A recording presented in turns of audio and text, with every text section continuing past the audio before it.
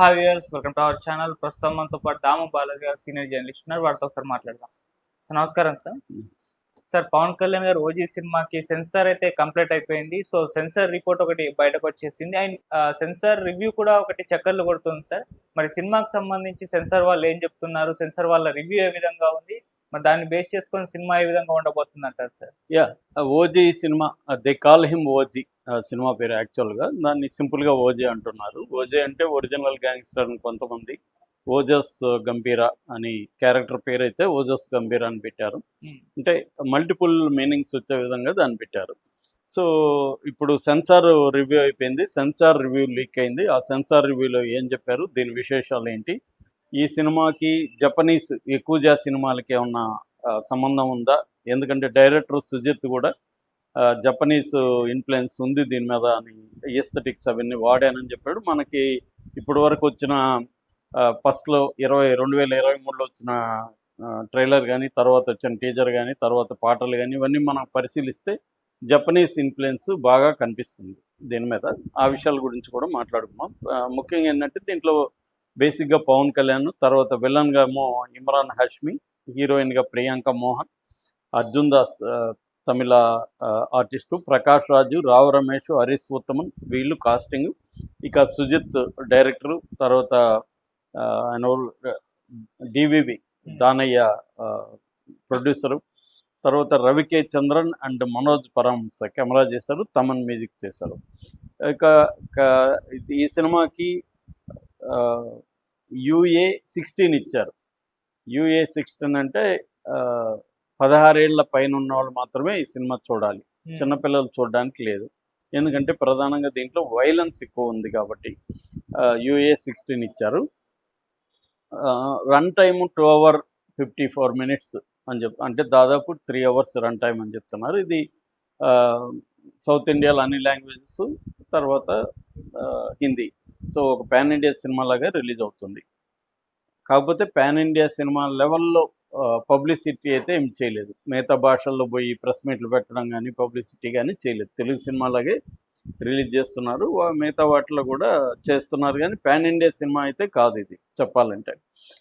కాకపోతే వాళ్ళు చేస్తున్నారు. ఇప్పటివరకు ఏంటంటే మనకి టీజర్ వచ్చింది, దాని తర్వాత అంతకుముందు హంగరీ చిత్త పేరుతో ట్రైలర్ 2023 September 2nd వచ్చింది. దాని తర్వాత ఫైర్ స్టార్మ్ ఆగస్ట్లో వచ్చింది. దాని తర్వాత సువి వచ్చింది. ట్రాన్స్ ఆఫ్ ఓమేని September 11th వచ్చింది. దాని తర్వాత guns and roses September 15th. 4 singles release అయ్యి మంచి బడ్జ్ అయితే సింగిల్స్కి క్రియేట్ అయింది. కాకపోతే ఇప్పుడు లేటెస్ట్గా రిలీజ్ అయిన గన్స్ అండ్ రోజెస్లో విజువల్స్ అవన్నీ కూడా యానిమేషన్ చేశారు, చాలా ఎక్స్ట్రాడినరీగా ఉన్నాయి. కాకపోతే ఏంటంటే లిరిక్ అసలు వినబడకుండా నాయిస్గా ఉందనేది దాని మీద వచ్చిన ప్రధాన విమర్శ. బట్ స్టైలైజ్డ్గా ఉంది. సో ఈ కథగా చెప్పుకోవాలంటే ఇది మామూలుగా మనకి ఏంటంటే ఈ గ్యాంగ్స్టర్ మూవీస్ అంతా కూడా ఒకే రకమైన స్టోరీస్ ఉంటాయి. బ్లాక్ అండ్ వైట్ దగ్గర నుంచి గ్యాంగ్స్టర్ మూవీస్ ఏంటి, పవర్ స్ట్రగుల్ బేసిక్గా. మాఫియా అంటారు, మాఫియా అనేది ఇటాలియన్ పదం.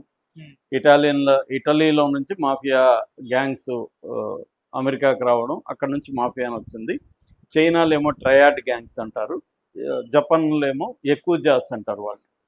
అట్లా ఈ దీంట్లో కూడా ఏంటంటే పవన్ కళ్యాణ్ ఓజోస్ గంభీర్ అనే పాత్ర ఒకప్పుడు ముంబైలో 10 ఏళ్లకు ముందు ఒక గ్యాంగ్స్టర్గా ఉన్నాడు. తర్వాత సడన్గా డిసప్పేర్ అయిపోయి ఎక్కడ పోయాడు ఏం తెలీదు. ఈ లోపల వేరే వేరే గ్యాంగ్స్ వచ్చేసాయి. ముఖ్యంగా ఓమీ బావ్ అని ఇమ్రాన్ హాష్మి చేసిన గ్యాంగ్స్టర్ నెంబర్ 1గా ఉన్నాడు. అతనితో పాటు ఇంకొన్ని గ్యాంగ్స్ కూడా ఉన్నాయి. సో దీంట్లో సడన్గా ఇంకెళ్ళిపోయడం మందే రాజ్యం అనుకొని వీళ్ళు హ్యాపీగా క్రైమ్ని చేసుకుంటూ వెళ్తున్న టైంలో సడన్గా మళ్ళీ ఈ ఓజస్ గంభీర పాత్ర ఎంటర్ అవుతుంది. ఈసారి రెవెంజ్ మోడ్లోకి ఎంటర్ అవుతుంది. తన పాత లెక్కలు తీర్చుకోవడం, తర్వాత ఈ పవర్ స్ట్రగుల్, ఇప్పుడున్న గ్యాంగ్స్ని అంతా తన కంట్రోల్లోకి తీసుకొని తను పవర్లోకి రావాలనేది గ్యాంగ్స్టర్ దీంట్లో ఈ ఓజస్ గంభీర పాత్ర యొక్క గోల్ అనమాట.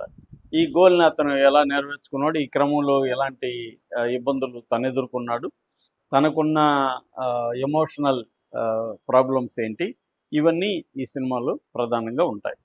సో ఇది బేసిక్గా కథ అయితే ఇది. దీంట్లో రకరకాల ట్విస్టులు పెట్టడం, ఇంకా స్క్రీన్ ప్లేలో ఇంట్రెస్ట్ కోసం ట్విస్టులు పెట్టడం, పవన్ కళ్యాణ్ ఒక వ్యక్తిని కోల్పోవడం, ఆ వ్యక్తి ఎవరు, బ్యాక్గ్రౌండ్ ఏంటి, దాని రిలేషన్స్ ఏంటి, ఇవన్నీ ఉంటాయి. దీని నుంచి అతను ఎలా పగ తీర్చుకున్నాడు అనేది బేసిక్గా, అంటే రివెంజ్ స్టోరీగానే మనం చెప్పొచ్చు. మామూలుగా మనకి జపాన్లో 1973లో ఒక 5 సినిమాలు వచ్చాయన్నమాట. అది ప్రపంచవ్యాప్తంగా విపరీతంగా ఇన్ఫ్లుయెన్స్ చేసిన సినిమాలు. Battles without honour and humanity అనేది దాని పేరు, ఆ సిరీస్ పేరు battles without honour and humanity.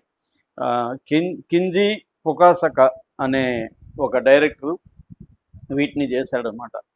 So ఇది బేసిక్గా థీమ్ అదే అనమాట. దాంట్లో కూడా 10 ఏళ్ల తర్వాత ఆ గ్యాంగ్స్టర్ యకుజా గ్యాంగ్స్టర్ రావడం, వచ్చి ప్రతీకారం తీర్చుకోవడం అనేదే ఈ సిరీస్లో. అందుకని హానర్ తన లాస్ట్ హానర్ అంటారు, తను కోల్పోయిన ఒక హానర్ని తీర్చుకోవడం, అట్లాగే వెంజన్స్ ప్రతీకారం.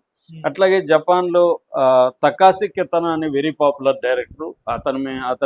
అతని సినిమాల ఇన్ఫ్లుయెన్స్ మన సురేందర్ రెడ్డి లాంటి వాళ్ళు కూడా ఆ సినిమాల్లోంచి తీసుకొని ఇక్కడ పెట్టారు సీన్లు. ఒకప్పుడు ప్రతి అసిస్టెంట్ డైరెక్టర్, కో డైరెక్టర్ అంతా అవి చూసేవాళ్ళం. మేము కూడా తకాసి కితనా ఏమో వచ్చినా ముందు చూసేయాలి. అలాగా అతను వెరీ పాపులర్ అనమాట. అతనిది సొనాటైన్ అని, బ్రదర్ అనే 2 సినిమాలు వెరీ పాపులర్. అట్లాగే సెయిజున్ సుజుకి అని ఇంకొక డైరెక్టర్ ఉన్నాడు. వీళ్ళందరూ కూడా ఈ యకుజా సినిమాలు తీశారు.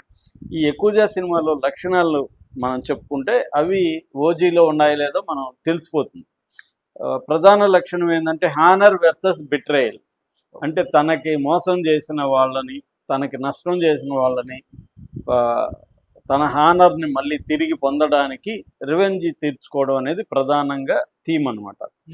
రెండవది స్టైలైజ్డ్ వైలెన్స్. ఈ సినిమాలంతా కూడా వైలెన్స్ కూడా ఒక ఆర్ట్ లాగా ఉంటుంది, అంటే క్రూడ్గా ఉండదు. వైలెన్స్ కూడా ఒక ఆర్టిస్టిక్ ఫామ్లో ఉంటుంది. అంటే బ్లడ్ పడడం కానీ, డెత్ కూడా ఒక ఆర్ట్ లాగా చేస్తారనమాట. అంటే బీటీగా ఉంటుంది. వైలెన్స్ కూడా బ్యూటిఫుల్గా తీయడం అనేది స్టైలైజ్డ్ వైలెన్స్ అంటారు. తకాసి కితనా సినిమాలో కూడా వెరీ స్టైలైజ్డ్ వైలెన్స్ ఉంటుంది అనమాట. మూడోది యాంటీ హీరో మోరల్ హీరో కాదు. అంటే మామూలుగా గ్యాంగ్స్టర్ సినిమాలు అన్నింటిలో కూడా యాంటీ హీరోనే ఉంటాడు. అతను చట్టానికి వ్యతిరేకంగా ఉంటాడు, క్రైమ్ చేస్తాడు, ఎవరినంటే వాళ్ళని చంపుతాడు. జనరల్గా మన కమర్షియల్ సినిమాలు హీరోలందరికీ మేజర్గా యాంటీ హీరో లక్షణాలే ఎక్కువ ఉంటాయి. సో అదే ఉంటుంది. నాలుగోది అండర్ వరల్డ్ ప్రపంచం ఒకటి ఉంటుంది. అంటే మెయిన్ స్ట్రీమ్ ప్రపంచానికి భిన్నమైన ఒక అండర్ వరల్డ్ ప్రపంచం ఉంటుంది. అది గ్యాంగ్స్టర్ సినిమాలు అన్నిట్లో ఉంటుంది. ఐదోది ఒక మెలాంకలిక్ మ్యూజిక్ ఉంటుంది, ఒక ట్రాజిక్ సాంగ్స్ మ్యూజిక్ ఉంటుంది. అంటే ఈ లైఫ్లో ఎంత ట్రాజడీ ఉంది అని చెప్పడానికి. ఇప్పుడు శివాలో చైన్ ఫైట్ ఉంటుంది కదా, చైన్ ఫైట్లో ఇళయరాజా బ్యాక్గ్రౌండ్ స్కోర్లో ఒక ట్రాజిక్ టింజ్ ఇచ్చాడు. రామ్ గోపాల్ మా అడిగాడు, సార్ ఇది ఫైట్ కదా, థ్రిల్లర్ లాగా ఉండాలి కదా, మీరెందుకు ట్రాజిక్ ఇది ఇచ్చారంటే, they are supposed to study here but instead of that they are fighting. చదువుకోవడానికి వచ్చి వాళ్ళు ఫైట్ చేయడం అంటే అదే కదా ట్రాజిడీ అని ఇళయరాజా చెప్తే ఈయన షాక్ అయ్యాను అని చెప్తాడు. అలాగా దీంట్లో ఈ థీమ్స్లో ఏంటంటే ఒక రకమైన మ్యూజిక్. ఇక్కడ కూడా మనం గమనిస్తే ఓజీలో కూడా ఈ కైండ్ ఆఫ్ మ్యూజిక్ ఉంది. ప్లస్ జపనీస్ ఇన్స్ట్రుమెంట్స్ కూడా వాడాడు. ఎవరు తమన్ కూడా జపనీస్ ఇన్ఫ్లుయెన్స్ క్లియర్గా మ్యూజిక్లో కనపడుతుంది. అట్లాగే స్టైలైజ్డ్ చూస్తే కూడా ఆ రెడ్ బ్లాక్స్ వాడడం, తర్వాత ఇప్పుడు లేటెస్ట్గా వచ్చిన దాంట్లో కూడా రెడ్, ఇంకొన్ని కలర్స్ కాంబినేషను, ఇవన్నీ మనకి Japanese kind of animation, Japanese kind of aesthetics ఇవన్నీ కనిపిస్తుంది. అట్లాగే ఎయికిడో అంటారు, ఎయికిడో ఫైట్లు కూడా ఎక్కువ ఉంటాయన్నమాట. దీంట్లో కూడా ఎయికిడో ఫైటు, గెటప్స్, తర్వాత ఆర్ట్ డిజైనింగ్ అన్నీ కూడా జపాన్ ఇన్ఫ్లుయెన్స్లు మన ఓజీలో కనబడుతుంది. అట్లాగే కతానోస్ అంటారు, ఆ కత్తులు ఉన్నాయి కదా, ఆ కతానోస్, తర్వాత టాటూస్ ఉంటాయి బాడీస్ మీద, తర్వాత మార్షల్ ఆర్ట్స్ ఉంటాయి. మొత్తంగా Japanese aesthetics, Japanese art, Japanese music, ఈ ఎలిమెంట్స్ అంతా కూడా ఓజీలో కనబడుతుంది. అంటే యకుజా స్టైల్ గ్యాంగ్స్టర్ని ప్రజెంట్ చేయడం అనేది కొంత మనకి ఇండియాలో కొత్త.